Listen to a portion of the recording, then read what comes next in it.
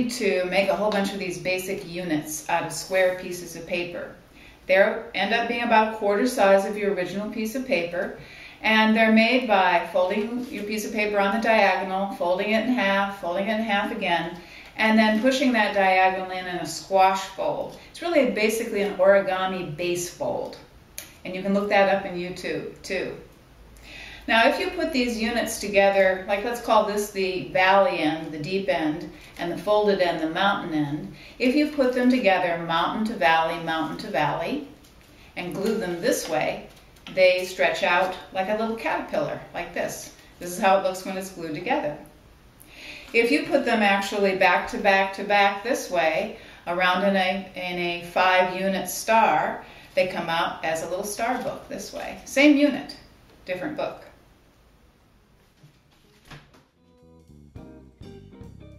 To make the unit, you're folding a piece of paper corner to corner on the diagonal, and then edge to edge in each direction. So folding it in half in each direction. Then you're going to refold the diagonal fold toward you and press that fold in the center so the two diagonal halves come up and touch each other in the middle, and then you're going to refold the piece of paper, or if you're an origami person, 2 squash folds on each end, fold them in, and then fold the paper down to itself.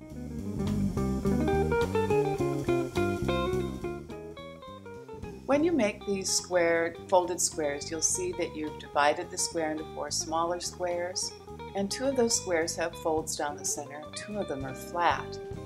It's the flat ones that we're going to be gluing together to make, for instance, the caterpillar book. So you're going to take some stick glue, and I like to always glue on a catalog page so that I can keep flipping the pages and have clean gluing protection to the surface, and attach one of the units to the unit before it. I keep folding the book up so that it's straight and so that I press it together, and then arrange the next valley fold to a mountain fold, and glue the right hand flat square again, and glue the next unit to it. I suppose if you're left-handed, you can glue to the left. And continue to fold it up and unfold it. When you overlap the units for a caterpillar book, this is the pattern you get.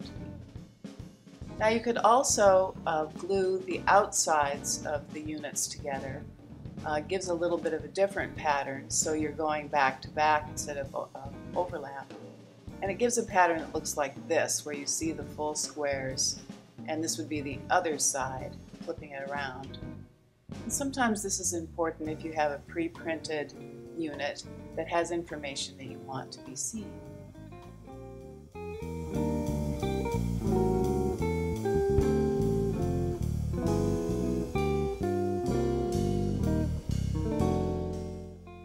Gluing together the star ornament is even easier. You glue the outside of a folded unit and then glue the next unit to it, making sure that the folded corners are together. Then you fold up the star again, glue the outside, and glue the next unit to it, making sure that all of the folded corners are together and the open edges are pointing in the same direction. Fold the units up again, glue the outside, glue the next unit to it. Once you have 5 glued together, they'll come around full circle and you'll have a little star. The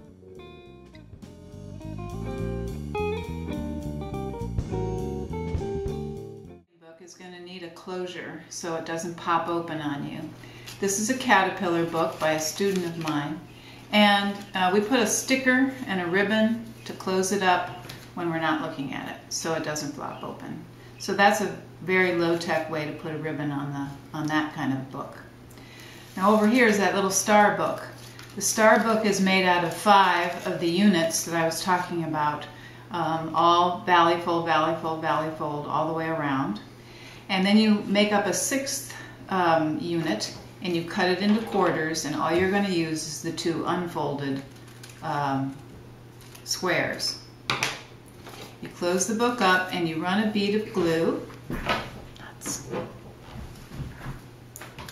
You run a bead of glue from the diagonal corner that's all the folds to the diagonal fold, the diagonal edge that's all open. And take a loop of ribbon, a long loop of ribbon, and glue it on. Flip it over, same thing on the other side. You're going to just stick glue on that 1/4 of the square left over to hold the ribbon in place. It doesn't have to be covered, but I like to cover it. It also makes it more secure. Here's an example of a book where the ribbon has not been covered. Flip it over and put a square on the other side with a stick glue.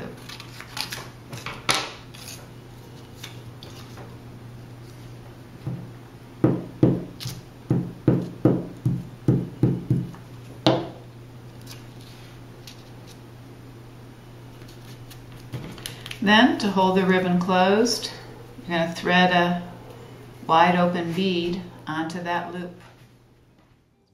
That loop needs to be at least as big as the star itself. You're going to be threading a bead on the end of that loop. You need a bead that's wide enough to force the ribbon through. Sometimes you need to pick that ribbon through with a needle or a pin, and knotting the bead on, putting a good knot at the end. When you turn the book inside out, you're going to be toggling the bead to the knot. The bead won't fall off. Opening the book up, and then toggling the bead back down to keep the star open. This way you can put the star away. It's kind of fragile for the next time you want to enjoy it. In a jar, or be better off than you are, or would you rather be a mule?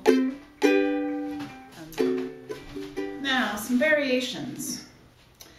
Any kind of paper you use can be made into a star.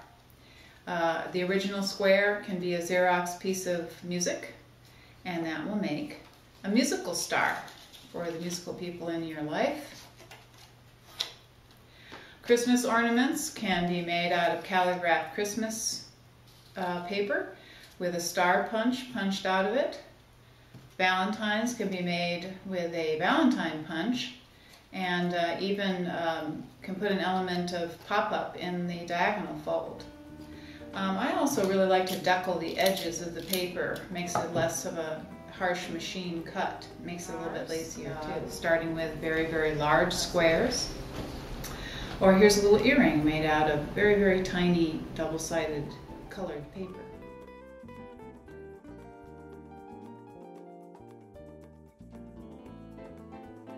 Here's a commercial book with pre-printed squares arranged in a caterpillar style, mountain to valley, mountain to valley.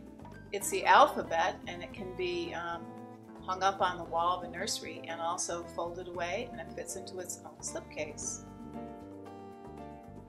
Another idea, this was the idea of Sharon McKay, my friend from Oklahoma, just very large squares, just 3 of them.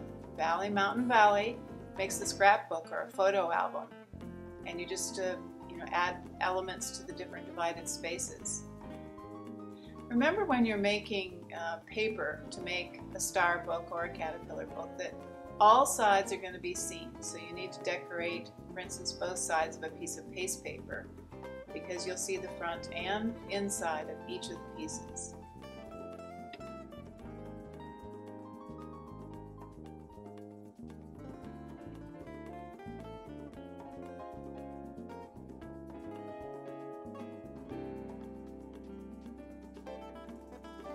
You can put protective covers on star books or caterpillar books. This star book has bound covers, little leather bound covers. On a casual craft book like this hatchling, sea turtle hatchling book, I put a piece of cardstock, captured a ribbon in it. Here's that photo album again. It has a bound paste paper cover on each end.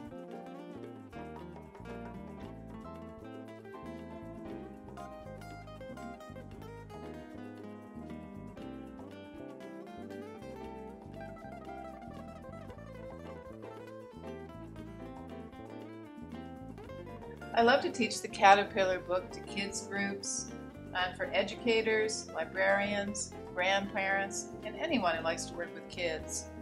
Kids come up with the most wonderful things to put in the folds and surfaces of this fun book.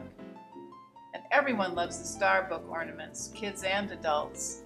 It's a great craft for art groups, seniors, teachers, especially around the holidays, as it makes great ornaments and small gifts. I could teach it for your group, and all you have to do is get a hold of me through my website, www.letterist.com, and I promise I won't sing. It's all up to you.